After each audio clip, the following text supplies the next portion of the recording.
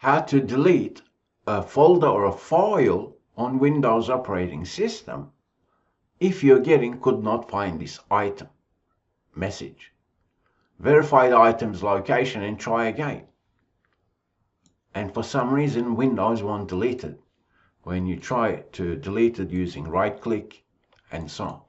So if you're getting that message, here's what you can do. All you need is the file's location and this code. So now let's go and see some examples.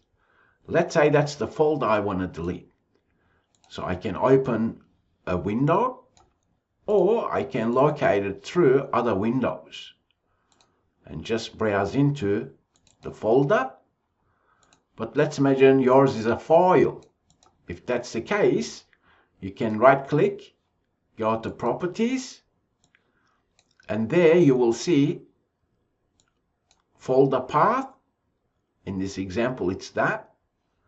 Then the file name, which will be, in this example, nz.txt, okay?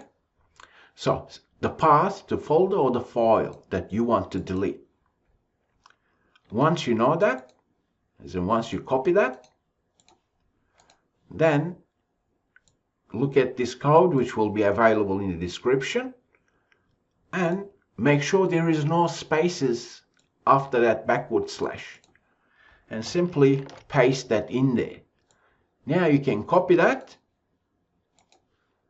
and simply run Windows command prompt cmd. You can search Windows, right click, run as administrator, paste that code, press enter, and then select Y for yes.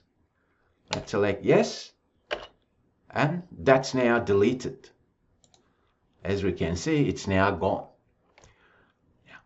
If you're getting a message saying, you know what, the system cannot find the path specified, if you're getting messages like that, then make sure you check that space. As in, make sure there is no space in between that code and to the folder or file path. Okay, so if you're getting that message, it's more than likely that you had a space here, because I had that issue this morning trying to work that out.